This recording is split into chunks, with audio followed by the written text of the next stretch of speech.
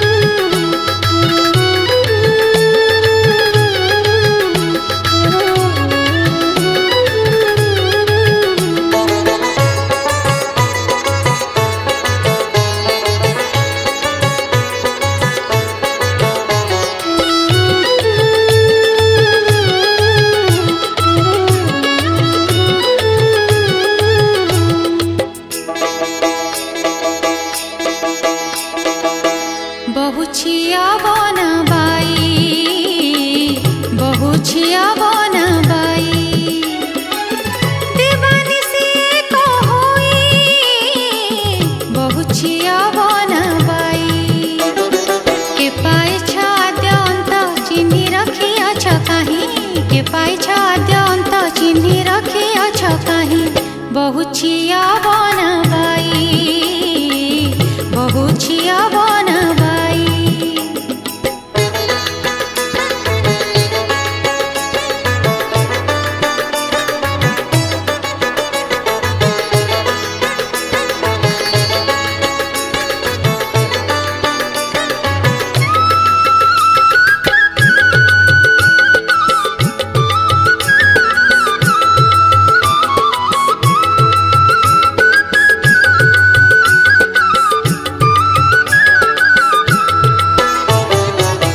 महाशून्य शून्य बाट अरूप वर्णे भेट, पिंड ब्रह्मांड रे भेदी धरि न परिले केही।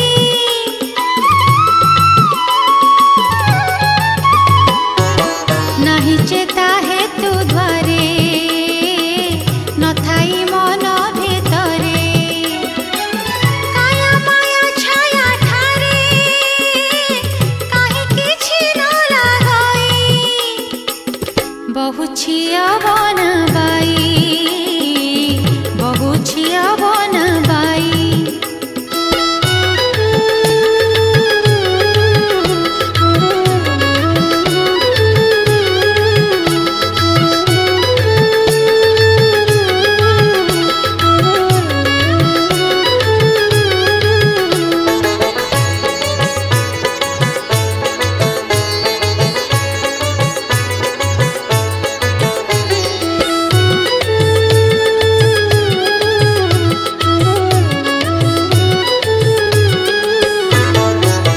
कामना कल्पना द्वारे नमिसे हे ज पंचरे, ताको के करिब ठाब जार नाही हाई छाई।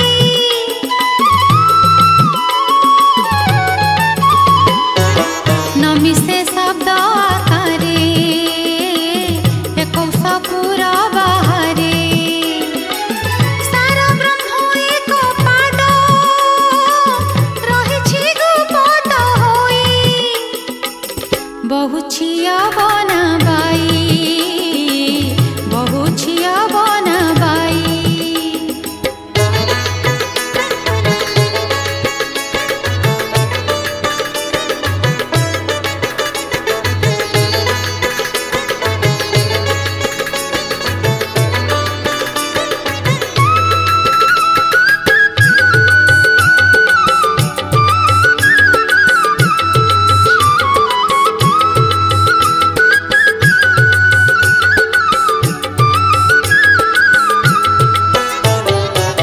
स्थिति बस्ती रे नथिला केउ भितरु आइला, तांकु जे भेटाई देबो ता पाद धरिबि जाई।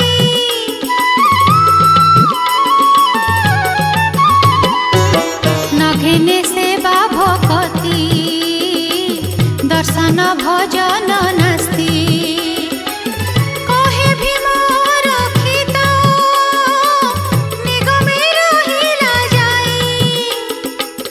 बहु छिया बनबाई, बहु छिया बनबाई। देवानिसी कहोई बहु छिया बनबाई। के पाए छाद्यंत चिन्हि रखी अछ काहीं, के पाए छाद्यंत चिन्हि रखी अछ काहीं। बहु छिया बनबाई, बहु छिया बनबाई, बहु छिया बनबाई, बहु छिया बनबाई।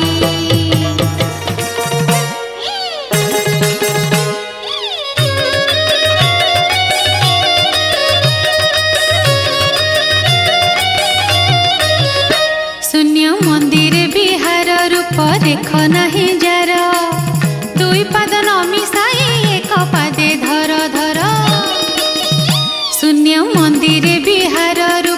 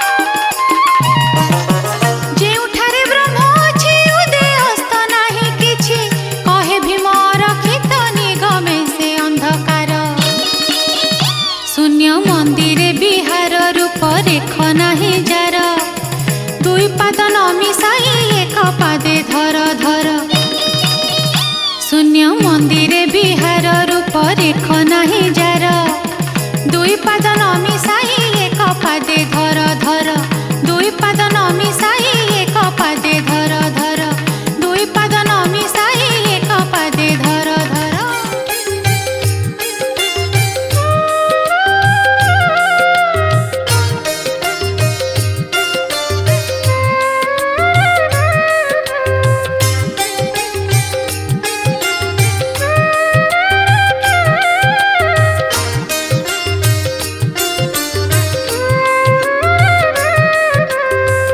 परचे होई पारिले अण आकारे निश्चय पाइब भेट निश्चय पाइब भेट निश्चय पाइब भेट अमन पुरे परचे होई पारिले अण आकारे परचे होई पारिले अण आकारे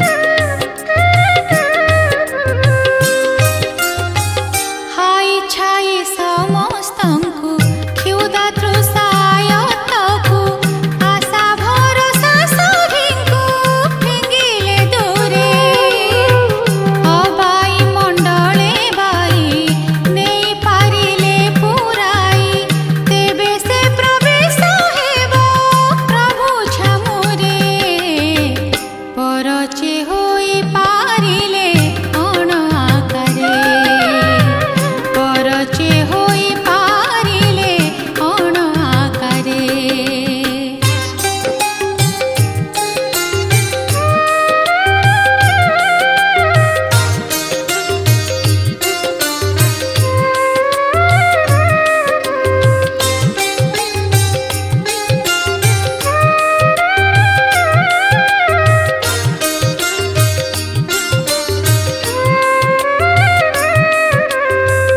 पिंड प्राण तेजा करी जन्म मृत्यु को न डरी काल विकाल को निवारिब निष्ठारे ब्रह्म नल दिहुड़ी जाली फिटा कुहुड़ी अर्गली कबाट फिटी जीव साधीरे परचे होई पारिले अण आकारे परचे होई पारिले अण आकारे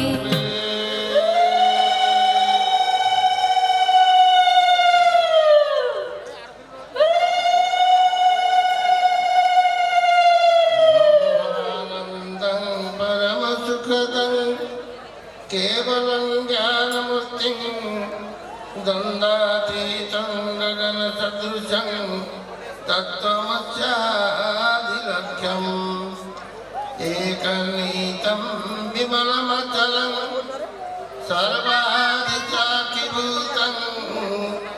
भावातीतं त्रिगुणरहितं सद्गुरुतं नमामि। परम ब्रह्म महिमावे परम पूज्यपाद ब्रह्मावधूत बाबा महोदय गण उपस्थित माननीय साधुवृंद तथा आमर ये अंचल वर्तमान स्थान विभिन्न स्थान आगमन करी ए स्थान चाकरी व्यवसाय वाणिज्य एभली जीविका निर्वाह पाई जो मैंने आसी एटी अवस्थान कर जीविका निर्वाह पाई कार्य कर से वर्तमान जो ओडिया परिवार वर्ग जो मान सहायता ये अनुष्ठान होउछि से समस्त परिवार वर्ग तथा उपस्थित धर्मप्रिय श्रोतागण जो धार्मिक व्यक्ति माने ये उपस्थित होती से समस्त मंगल कामना कर साधु सन्त मानकर आशीर्वाद से प्राप्त हो। अनुष्ठान जो कर्मकर्ता मान अच्छा सर्वविध कल्याण हो मंगल हो महाप्रभु से सुस्थ निरोग रखु परिवार वर्ग समस्त मंगल हो। आज गोटे महत शुभ दिन कहले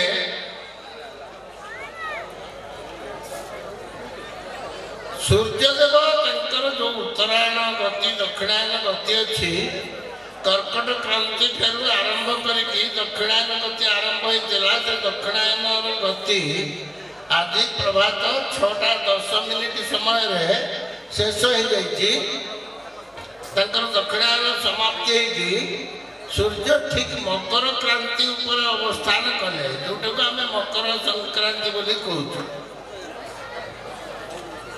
एठू सूर्य आउ दक्षिण को यात्रा करेंगे ना सूर्यंकर उत्तरायण आरंभ होगा यहाँ को देवलोक मार्ग बोली कहुए। आपण मैंने शुणी विश्व जो महाभारत युद्ध कले इच्छा बहुत थिला से जिते इच्छा करेंगे से मरवे माँ गंगा एक वर दे से युद्ध सरस्वत्यार रहिले किंतु देहत्याग कले ना से अपेक्षा कले उत्तरायण को देवलोक मार्ग को मकर संक्रांति की सूर्यदेव न आसवा पर्यंत से सेमती सरस्वत्यार शोक कष्ट रहिले देहत्याग कले ना तेणु आज सूर्य मकर क्रांति अवस्थान कले धीरे धीरे से कर्कट क्रांति आड़ को पुणी गति करेंगे। सूर्यंकर जो उत्तरायण मार्ग है यहाँ देवलोक मार्ग बोली कहुए कर्कट क्रांति पर्यंत ये 6 मासटा देवलोक मार्ग।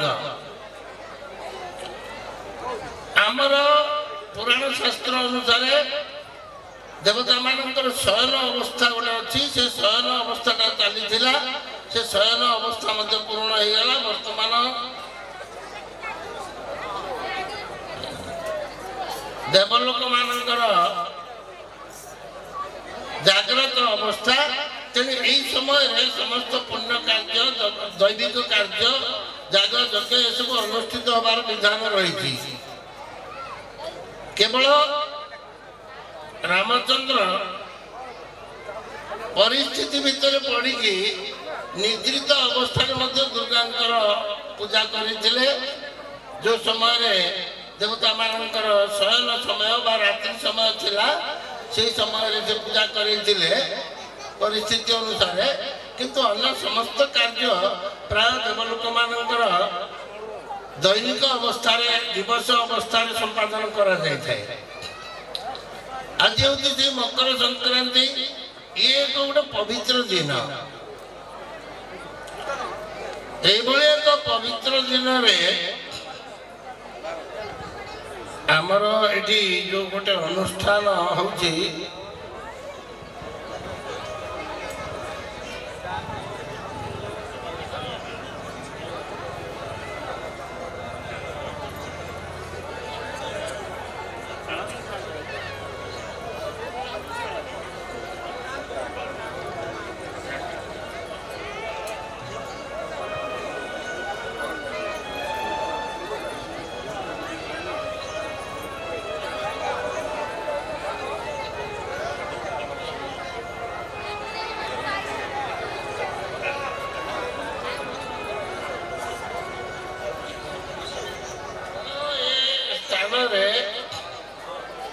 जो पवित्र अनुष्ठान अनुष्ठित है मकर संक्रांति दिन मकर संक्रांति दिन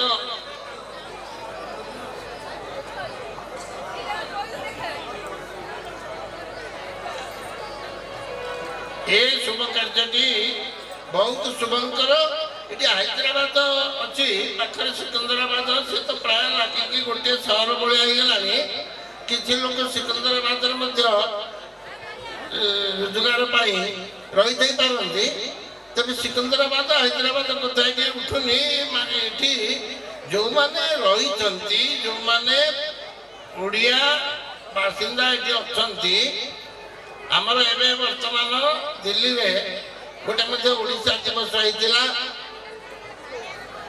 जोटि की राष्ट्रपति नहीं आमर जो राष्ट्रपति अच्छा द्रौपदी मुर्मू नहीं सेठी गोटे ओडिशा दिवस करके गोटे बड़ कार्यक्रम सब करते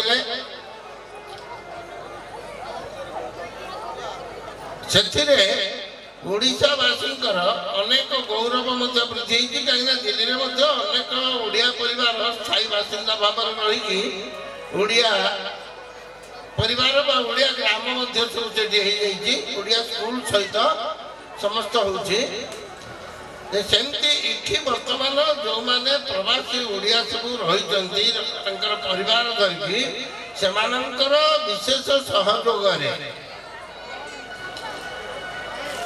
केवल सहयोग नुहे मैंने अन्य मान सहयोग सहित अच्छी किंतु एमाने होती मूल एमाने एकाठी सहयोग करी आमर महिमा धर्म विषय जानी भक्त माने तथा भक्त मान पुओ माने जो माने अच्छी से भितर समस्त लोक साधुंकर आशीर्वाद लाभ कर जो माने अच्छा से माने कौटिकार लोक हूँ कौटी आसतु स्थानीय बासिंदा हूँ जे हूँ समस्ते साधु मान आशीर्वाद लाभ कर महिमा महाप्रभुंर आशीर्वाद लाभ कर जो मैंने जानी नथिबे से कहीदे महिमा धर्म हूँ गोटे निष्काम धर्म जो विभिन्न प्रकार काम कर्म करुका किसी ना निष्काम भाव महाप्रभु परम ब्रह्म परमेश्वर पाखे शरण पशिवा हूँ महिमा धर्मर मूल जिनस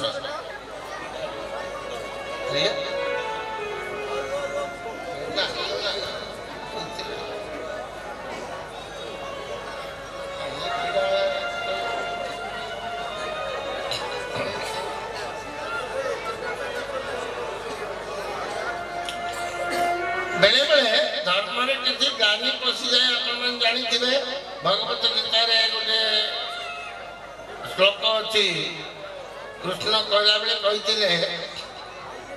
यदा यदा हि धर्मस्य ग्लानिर्भवति भारतम् अभ्युत्थानम धर्मस्य तदात्मानं सृजाम्यहम् ଯେତେବେଳେ ଧର୍ମରେ କିଛି ଗ୍ଲାନି ଘଟିଯାଏ ସେତେବେଳେ ଜଣେ ମହାନ ପୁରୁଷଙ୍କର ଆବଶ୍ୟକ ହୁଏ ସଂସାରରେ ଧର୍ମକୁ ସୁରକ୍ଷା କରିବା ପାଇଁ, ଧର୍ମକୁ ରକ୍ଷା କରିବା ପାଇଁ, ଧର୍ମକୁ ଲୋକମାନଙ୍କ ପାଖରେ ପହଞ୍ଚାଇବା ପାଇଁ। ଏ ଗ୍ଲାନି ହବାଟା ବୁଝିବା ଦରକାର। ପ୍ରଥମେ ଗ୍ଲାନି ହେଇଯାଏ ଧର୍ମରେ, ପୁଣି କ'ଣ ଗ୍ଲାନି ହେଇଯାଏ? ସୁନାଟା ସେ ତ ସୁନା ହେଇକି ସବୁଦିନ ରହିବ, ତାକୁ ତମେ ମାନ ବା ନ ମାନ। ସୂର୍ଯ୍ୟଟା ସବୁବେଳେ ସୂର୍ଯ୍ୟ ହେଇକି ରହିବ, କେହି ସୂର୍ଯ୍ୟକୁ ନ ମାନିଲେ ମଧ୍ୟ ସେ ସୂର୍ଯ୍ୟ ହେଇକି ହିଁ ରହିବ। ଧର୍ମକୁ କିଏ ମାନନ୍ତୁ ବା ନ ମାନନ୍ତୁ, ନ ମାନିଲେ ମଧ୍ୟ ସେ ଧର୍ମ ଧର୍ମ ହେଇକି ହିଁ ରହିବ। ତେବେ ଗ୍ଲାନି ଅର୍ଥ କ'ଣ?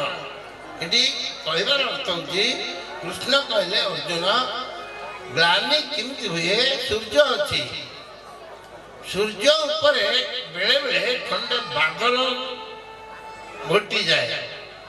ଯେତେବେଳେ ବାଦଲ ଖଣ୍ଡିକ ଆସେ ସେତେବେଳେ ସୂର୍ଯ୍ୟ କିଛି ସମୟ ପାଇଁ ଆମ ପାଖରୁ ଅଦୃଶ୍ୟ ହେଇଯାଏ ବା ଠିକ ଭାବରେ ଦୃଶ୍ୟମାନ ହୁଏ ନାହିଁ।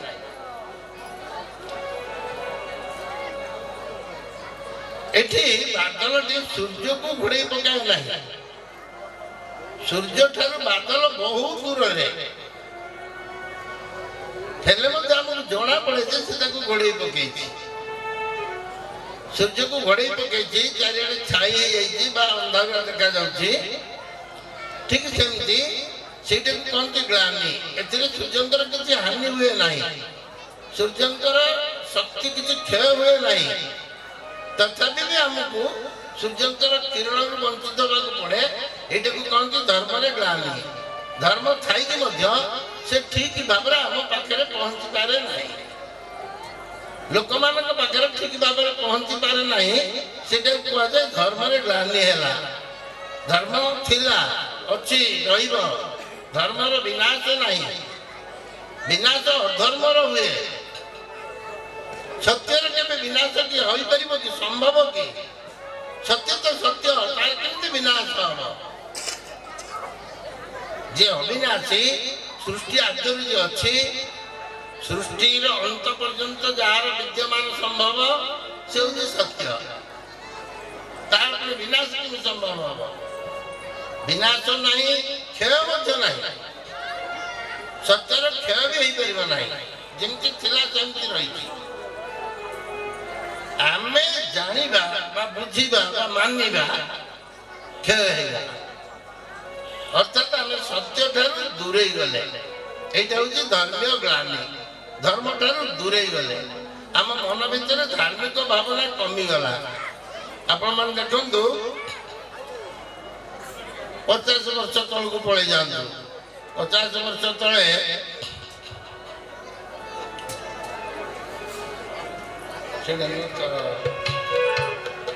ଧର୍ମରେ এইଭଳି ଭାବରେ ଗ୍ଲାନି ଆସେ ଯେତେବେଳେ ମଣିଷ ଧର୍ମ ଠାରୁ ଦୂରେଇ ଯାଏ, ଧର୍ମକୁ ବୁଝିବାରେ ବିଳମ୍ବିତ ହୁଏ। ଧର୍ମକୁ ଆଉ ଇତର ପଶୁମାନେ ତ ବୁଝିବେନି, ତିର୍ଯ୍ୟକ ପଶୁମାନେ ତ ଧର୍ମ ପାଳନ କରିପାରିବେନି। ଧର୍ମକୁ ବୁଝିବା ଜ୍ଞାନ କେବଳ ମଣିଷ ପାଖରେ ଅଛି। ତେଣୁ ଯେତେବେଳେ ମଣିଷ ଧର୍ମକୁ ବୁଝିବା କମିଯାଏ, ସେ ହେଉଛି ଧର୍ମରେ ଗ୍ଲାନି।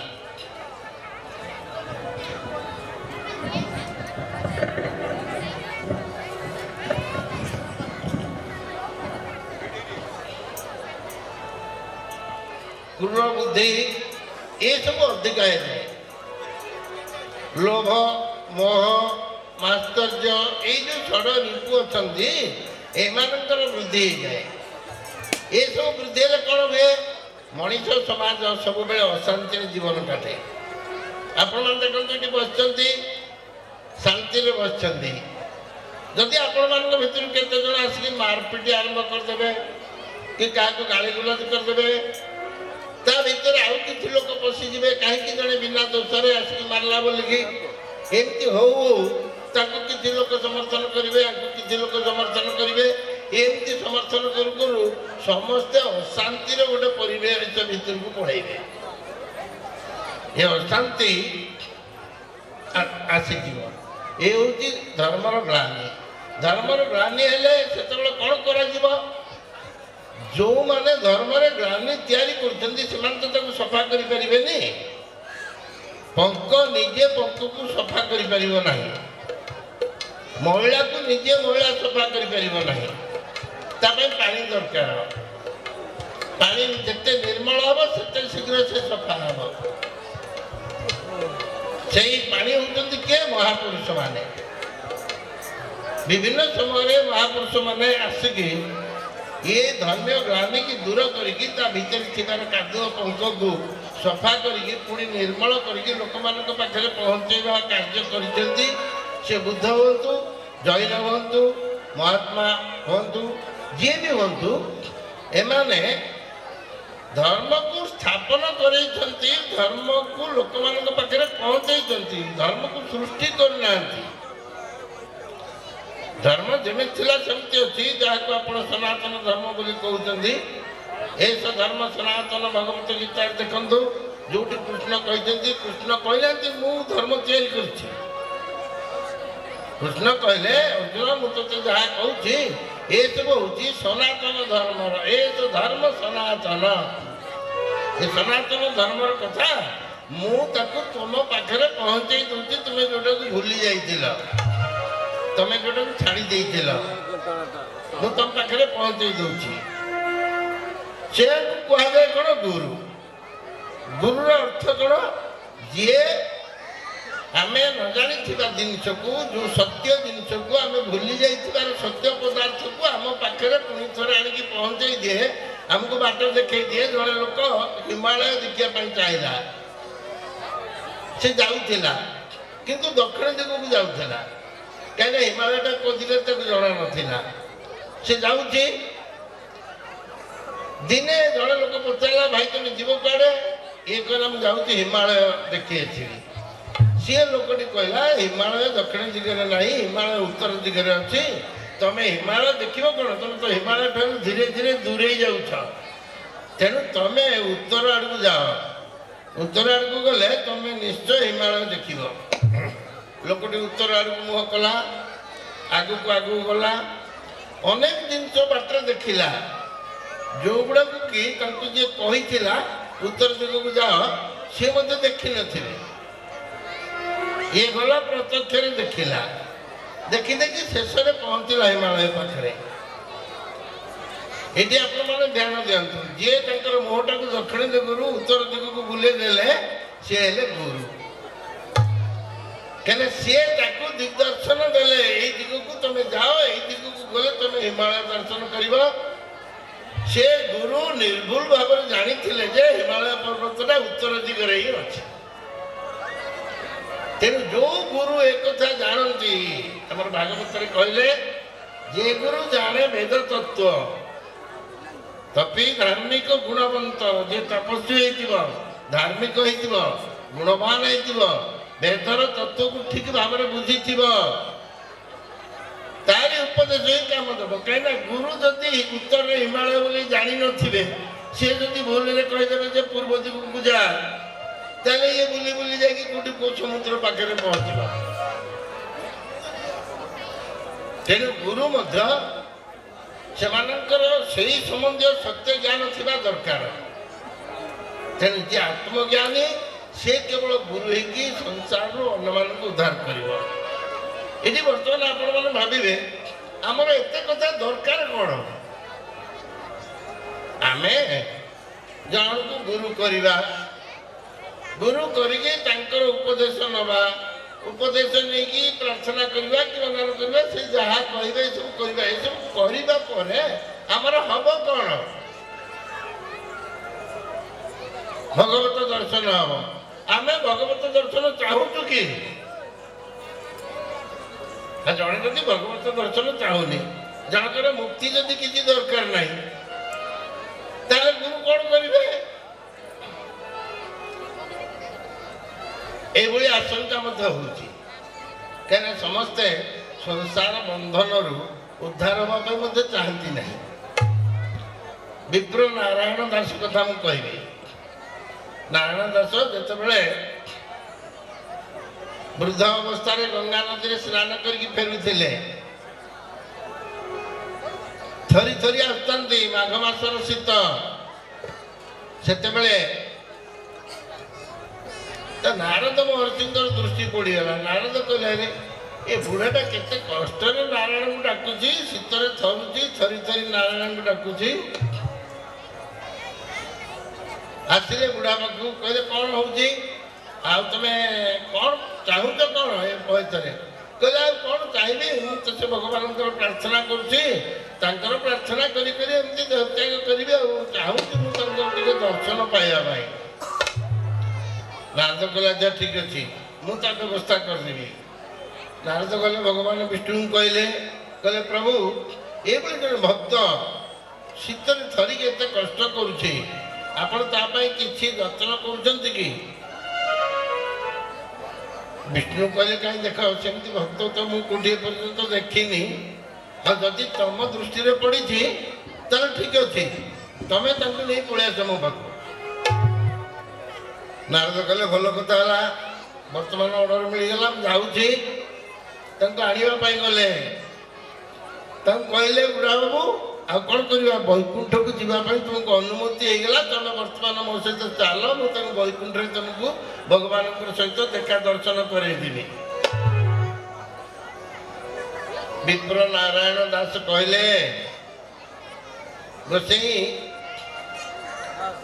ତମେ କିଏ ଜଣେ ମହତ ପୁରୁଷ ନିଶ୍ଚୟ, ଆଉ ମୁଁ ବୈକୁଣ୍ଠ ଯିବା ପାଇଁ ଚାହିଁବାଟା ବି ସତ, ହେଲେ କଥା କ'ଣ କି ମୋର ଗୋଟିଏ ପୁଅ, ସେ ପୁଅଟାର ବାହାଘର ଲାଗିଛି, ବାହା ହେଇନି ଯେ। ଏତିକି ବେଳେ ମୁଁ ଯଦି ବୈକୁଣ୍ଠକୁ ଯିବି ମରିବାକୁ ପଡ଼ିବ। ମୁଁ ମରିଗଲେ ଇଏ ପୁଅଟା ଆଉ ବାହା ହେଇପାରିବନି, କାହିଁକିନା ଲୋକ କହିବେ ଦେଖ ସେ ଝିଅ ସହିତ ପ୍ରସ୍ତାବ ପଡ଼ୁ ପଡ଼ୁ ତା ଶ୍ୱଶୁରଟା ମରିଗଲା, ଆଉ ସେ ଝିଅଟାକୁ କେହି ବାହା ହେଇପାରିବେନି, ପୁଅଟାକୁ ମଧ୍ୟ ଆଉ ଝିଅ ମିଳିବନି, ବାହାଘରଟା ବନ୍ଦ ହେଇଯିବ। ଏତେ ଗୁଡ଼ାଏ ବଦନାମୀ କରିକି ମୁଁ ମରିବି କାହିଁକି? ଆଉ 15 ଦିନ ମୋତେ ଟାଇମ୍ ଦିଅ, ବାହାଘରଟା ସରିଯାଉ, ସରିଯିବା ପରେ ମୁଁ ମୋର ବୈକୁଣ୍ଠ ପଳେଇବି, ଆଉ ଏ ସଂସାରରେ ରହିବିନି।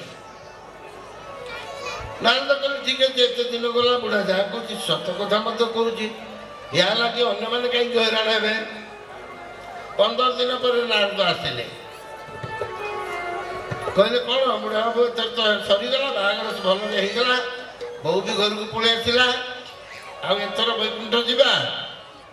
ବୁଢ଼ା କହିଲା ମୋର ବୈକୁଣ୍ଠ ଯିବାର ଇଚ୍ଛା ତ ଅଛି, ହେଲେ କଥାଟା ହେଉଛି କ'ଣ, ନୂଆ ବୋଉଟା ଘରକୁ ଆସିଛି, ଏବେ 3 ଦିନ ମାତ୍ର ହେଇଛି, ଗାଁ ଦାଣ୍ଡ ମଝିରେ ଟିଉବଲ୍, ସେ ଯାଇ ଗାଧେଇବ କେମିତି? 2 ବାଲ୍ଟି ପାଣି ଆଣିକି ଦେଲେ ସେ ଗାଧେଇବ, ଆଉ ଗାଧୋଇକି ଟିକେ ରୋଷେଇବାସ କରିକି କ'ଣ ଜଳଖିଆ ଦିଟା ତିଆରି କରିଦେଲେ ପୁଅଟା ଖାଇକି ଡ୍ୟୁଟି ଯିବ, ନହେଲେ କେମିତି ହବ? ଆଉ ତେଣୁ ଟିକେ ଅପେକ୍ଷା କର, କିଛି ଦିନ ପରେ ତ ପୁରୁଣା ହେଇଯିବ, ପୁରୁଣା ହେଇଗଲେ ସିଏ ତାର ପାଣି ଆଣିକି ନିଜେ ଗାଧୋଇବ, ମୁଁ ପଳେଇଯିବି। ଛାଡ଼ିଦେଲେ ବର୍ଷେ ନାରଦ। ବର୍ଷେ ପରେ ଆସିଲେ, କହିଲେ କ'ଣ ବୁଢ଼ା ବାବୁ ଏଥର ଯିବା ବୈକୁଣ୍ଠକୁ ଯିବା? କହିଲେ କେମିତି ଯିବା, ଗୋଟେ ପୁଅଟି ହେଇଛି ଛୋଟିଆଟିଏ, ଆଉ ତାକୁ ଟିକେ ନ ଧରିଲେ ତା ମାଆଟା ରୋଷେଇବାସ କରିପାରୁନି, ଆଉ ପୁଅଟା ଡ୍ୟୁଟି ଯିବ କେମିତି, ଆଉ ମୋତେ ତାକୁ ଧରିବାକୁ ପଡ଼ୁଛି, ତାକୁ ଧରିକି ରହିଲେ ଯାଇକି ଜଣେ ତା ମାଆଟା କ'ଣ ରୋଷେଇବାସ କରିବ।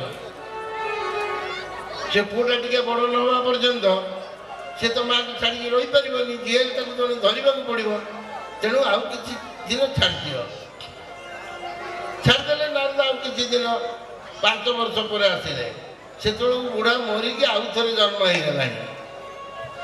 ଜନ୍ମ ହେଇଛି, ତାଙ୍କରି ଘର ପାଖରେ ଗୋଟେ କୁକୁର ଜନ୍ମ ପାଇଛି, ତାର 2-3ଟା ଛୁଆ ହେଇଛି, ସେ ଶୋଇଛି, ଛୁଆମାନେ ସବୁ କ୍ଷୀର ଖାଉଛନ୍ତି। ନାରଦ ଖୋଜି ଖୋଜି ଗଲେ, ତା ଆତ୍ମା କୁଆଡ଼େ ଗଲା, ତାକୁ ବୈକୁଣ୍ଠ ନେବା, ନହେଲେ ମୋତେ ବଡ଼ ଅପମାନ ହବ। ବିଷ୍ଣୁଙ୍କୁ କହିଦେଇଛି, ତାକୁ ଯାଇ କହିଲେ ବୁଢ଼ା ବାବୁ କ'ଣ ଏଥର ଯିବା ବୈକୁଣ୍ଠ? କୁକୁରଟି କହିଲା ତମକୁ ଆଉ କ'ଣ କିଏ ମିଳୁନି କିଏ ବୈକୁଣ୍ଠ ନେବା ପାଇଁ? ତମେ କ'ଣ ପାଇଁ ମୋ ପିଛା ଲାଗିଛ କହିଲ? ମୁଁ କେଡ଼େ ମଉଜରେ ଅଛି, ଯେଉଁ ଖରା ହେଉଛି, ଆଉ ଛୁଆ ଗୁଡ଼ାକ ମୋ ପେଟ ଉପରେ ଲଦି ହେଇ ପଡ଼ୁଛନ୍ତି, ଏପଟ ସେପଟ ଗଡ଼ି ଯାଉଛନ୍ତି, କ୍ଷୀର ଖାଉଛନ୍ତି, ମୋତେ ଏବେ କେଡ଼େ ଆନନ୍ଦ ଲାଗୁଛି, କେଡ଼େ ଖୁସି ଲାଗୁଛି। ଏସବୁ ଛାଡ଼ିକି ଖାଲି ବୈକୁଣ୍ଠ ବୈକୁଣ୍ଠ ତୁମକୁ ଆଉ କ'ଣ ଏଡ଼େ ବଡ଼ ସଂସାରରେ ଆଉ କିଏ ଗୋଟେ ଲୋକ ମିଳୁନି। ନାରଦ ସେଠୁ କ'ଣ କରିବେ ପଳେଇଲେ। ବିଷ୍ଣୁ ଦେଖିଲେ କହିଲେ ଆଚ୍ଛା ନାରଦ ତମକୁ ପୁରା କହିଥିଲି କିଏ ଗୋଟେ ବୁଢ଼ା ଭକ୍ତ ଅଛି ଆଣିବ। ନାରଦ କହିଲେ ପ୍ରଭୁ ମୋତେ କୁହନି କଳିଯୁଗ ଲୋକ ଗୁଡ଼ାକ ଏଡ଼େ ମାରାତ୍ମକ କଥାରେ ସବୁବେଳେ ନାରାୟଣ ନାରାୟଣ କୁକୁର ଜନ୍ମ ପାଇଗଲାଣି ତଥାପି ସେ କହୁନି ମୁଁ ଯିବି ବୈକୁଣ୍ଠ। ତେଣୁ ଆମେ ଯଦି ସେମିତି ହେଇଯିବା ତାହେଲେ ଜଣେ ଯଦି ସଂସାର ବନ୍ଧନରୁ ଉଦ୍ଧାର ହେବାକୁ ଚାହିଁବ ନାହିଁ। ରାମକୃଷ୍ଣ ପରମହଂସଙ୍କ କଥା ମୁଁ ମୋତେ କହିବି। ଥରେ ସେ ଗୋଟେ ଗଛଟାକୁ କୁଣ୍ଡେଇକି ଧରି ପକେଇକି ଡାକ ଛାଡ଼ିଲେ। ଦୌଡ଼ି ଆସ ଗଛ ମୋତେ ମାରିଦେଉଛି ଗଛ ମୋତେ ମାଡ଼ି ବସୁଛି। ପାଖରେ ହଳ କରୁଥିବା ଲୋକମାନେ ଚାଷୀମାନେ ରାମକୃଷ୍ଣଙ୍କୁ ତ ସମସ୍ତେ ଜାଣିଥିଲେ। ଦୌଡ଼ି ଆସିକି ଦେଖିଲେ କ'ଣ କିଏ ମାରିଦେଉଛି କାହିଁ। ରାମକୃଷ୍ଣ କହିଲେ ଗଛଟା ପୁରା ମୋତେ ଛାଡ଼ୁନି ଦେଖୁନା। ସମସ୍ତେ ଦେଖିଲେ କହିଲେ କିଏ ରୋଷେଇ ତମେ ପୁରା ଗଛଟାକୁ କୁଣ୍ଡେଇକି ଧରିଛ ଆଉ ତମେ ଡାକ ଛାଡ଼ୁଛ ଯେ ମୋତେ ଛାଡ଼ୁନି ତମେ ନିଜେ ଛାଡ଼ି ଦଉନା। ରାମକୃଷ୍ଣ ସେଠୁ ଗଛଟାକୁ ଛାଡ଼ିଦେଲେ। ଛାଡ଼ିଦେଇକି କହିଲେ ଓହୋ ଆରେ ସତ ତ ଗଛ ମୋତେ ଧରିନଥିଲା ମୁଁ ଗଛଟାକୁ ଧରିକି ଡାକ ଛାଡ଼ୁଥିଲି। ମୁଁ କେଡ଼େ ବୋକା ଦେଖ। ଲୋକମାନେ ଆଶ୍ଚର୍ଯ୍ୟ ହେଲେ କହିଲେ ଇଏ କି କଥା। ରାମକୃଷ୍ଣ କହିଲେ ଏ କି କଥା ଦେଖ ତମେ ମାନେ ସମସ୍ତେ ମୋତେ ଯେଉଁ ସବୁବେଳେ କହୁଛ ସଂସାର ବନ୍ଧନରୁ ଉଦ୍ଧାର ହବ। ଆରେ ତମେ ତ ସଂସାରଟାକୁ ଭିଡ଼ିକି ଧରିଛ ଭିଡ଼ିକି ଧରିକି ଡାକ ଛାଡ଼ୁଛ ରାମକୃଷ୍ଣ ରକ୍ଷା କର। ମୁଁ କ'ଣ କରିବି। ତମେ ଯେମିତି ମୋତେ କହିଲ ଗଛଟାକୁ ଛାଡ଼ିଦିଅ ମୁଁ ଛାଡ଼ିଦେଲି। ମୁଁ ସେମିତି ତମକୁ କହୁଛି ସଂସାରଟାକୁ ଛାଡ଼ିଦିଅ। ତମେ ସଂସାର ଭିତରେ ନାହ ସଂସାର ତମ ଭିତରେ ରହିଯାଇଛି। ତମେ ତାକୁ ବାହାର କର। ଗୋଟେ ଡଙ୍ଗା ପାଣିରେ ରହିଲେ ଅସୁବିଧା ନାହିଁ। ଡଙ୍ଗାଟା ପାଣିରେ ହିଁ ରହିବ ସେ ପାଣିରେ ହିଁ ଭାସିବ। କିନ୍ତୁ ପାଣିଟା ଯଦି ଡଙ୍ଗା ଭିତରେ ରହିଯିବ ନା ତାହେଲେ ଡଙ୍ଗାଟା ବୁଡ଼ିଯିବ। ତେଣୁ ପାଣି ଭିତରେ ଡଙ୍ଗାଟା ରହୁ ଡଙ୍ଗା ଭିତରେ ପାଣିଟା ନ ରହୁ। ସଂସାର ଆମ ଭିତରେ ପଶି ଯାଇଛି। ଆମେ ଯଦି ଚାହିଁବା ନାହିଁ ସେଥିରୁ ଉଦ୍ଧାର ପାଇବା ପାଇଁ ବୁଡ଼ିଯିବା। ଆମେ ଆଉ କିଏ କ'ଣ କରିବ ତାକୁ ଆଉ କିଛି ଉପାୟ ନାହିଁ। ତେଣୁ ଆମେ ସବୁବେଳେ ଚାହିଁବା ଯେ ଏ ସଂସାର ବୁଦ୍ଧଦେବ କ'ଣ କହିଲେ ଗୋଟେ ପଦରେ କାମନାର ବିନାଶର ଦୁଃଖର ବିନାଶ। ଏ ସଂସାର ଦୁଃଖମୟ କାମନା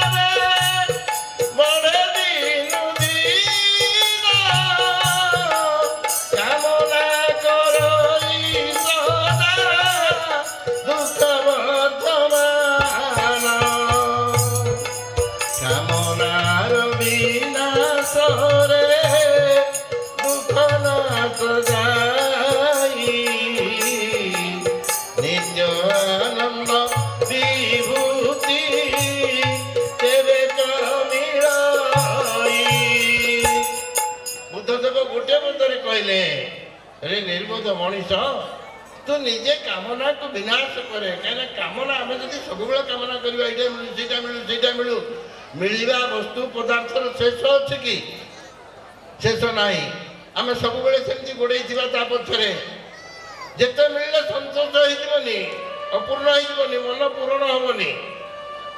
तेणु आम धीरे धीरे कामना को विनाश कले कामना को त्याग कले आम पाखे शांति आसिक पहुँचवा।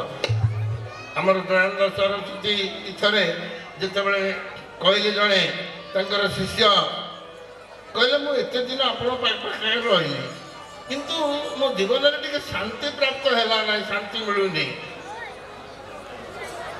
दयानंद सरस्वती कहले मूर्ख तू कौन चाहूँ कह मुझे आज देवी एवं देवी से जो कहला मत शांति दियो।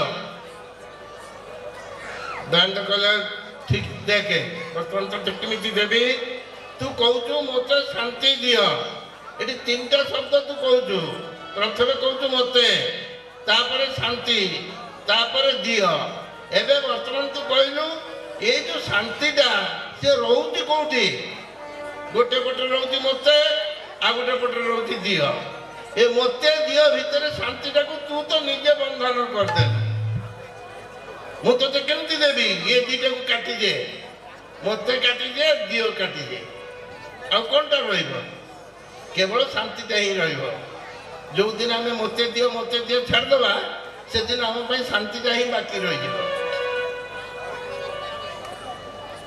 ତେଣୁ ଦୟାନନ୍ଦ ସରସ୍ୱତୀ ଯେଉଁ କଥାଟା କହିଥିଲେ ତାକୁ ଆଉ ଥରେ ଭାବିକି ଦେଖ ଧର୍ମକୁ ଆମେ କିଭଳି ଜାଣୁଛୁ ଜଣେ ପାଦ୍ରୀ ଆସିଥିଲେ ଗଙ୍ଗା ନଦୀ କୂଳରେ ଦୟାନନ୍ଦ ସରସ୍ୱତୀଙ୍କର ଦେଖା ସାକ୍ଷାତ ହେଇଥିଲା ସେତେବେଳେ ଦୟାନନ୍ଦ ସରସ୍ୱତୀ ଥିଲେ ନୈଷ୍ଠିକ ବ୍ରାହ୍ମଣ ଆଉ ନୈଷ୍ଠିକ ବେଦଜ୍ଞ ସିଏ ଚାହୁଁଥିଲେ କେମିତି ହିନ୍ଦୁ ଧର୍ମ ଭାରତ ବର୍ଷ ରକ୍ଷା ହେବ ସେତେବେଳେ ଖ୍ରୀଷ୍ଟିଆନ ମାନେ ଆସିକି ଧର୍ମ ପ୍ରଚାର କରୁଥାନ୍ତି ଜଣେ ଖ୍ରୀଷ୍ଟିଆନଙ୍କ ସହିତ ତାଙ୍କର ସାକ୍ଷାତ ହେଲା ଯେତେବେଳେ ସାକ୍ଷାତ ହେଲା ଦୟାନନ୍ଦ ସରସ୍ୱତୀଙ୍କୁ ପଚାରିଲେ କହିଲେ ମହାତ୍ମା ଆପଣ କିଏ ଇଏ କହିଲେ ମୁଁ ଆସିଛି ଜଣେ ପାଦ୍ରୀ ଇଂଲଣ୍ଡରୁ ଆସିଛି ଆପଣଙ୍କର ଏଠି କିଛି ଖ୍ରୀଷ୍ଟ ଧର୍ମ ପ୍ରଚାର କରାଯାଉଛି ଖୁସି ହେଇଗଲେ ଦୟାନନ୍ଦ କହିଲେ ଠିକ୍ ଅଛି ଆପଣ ଜଣେ ଧାର୍ମିକ ଧର୍ମଗୁରୁ ମଧ୍ୟ ଆପଣ ଇଂଲଣ୍ଡରୁ ଏଠିକି ଆସିଛନ୍ତି ଧର୍ମ ପ୍ରଚାର କରିବା ପାଇଁ ମୋତେ ଗୋଟିଏ କଥା କୁହନ୍ତୁ ଯେ ମଣିଷ କ'ଣ କଲେ ଧର୍ମ ହେବ ଆପଣ ଧର୍ମ ପ୍ରଚାର କରିବେ ଧର୍ମ ରକ୍ଷା କରିବେ ଧର୍ମ ଉପଦେଶ ଦେବେ କ'ଣ କଲେ ଧର୍ମ ହେବ ପାଦ୍ରୀ ଜଣକ ଅଡ଼ୁଆରେ ପଡ଼ିଗଲେ ସେ କହିଲେ ଅହିଂସା ପରମ ଧର୍ମ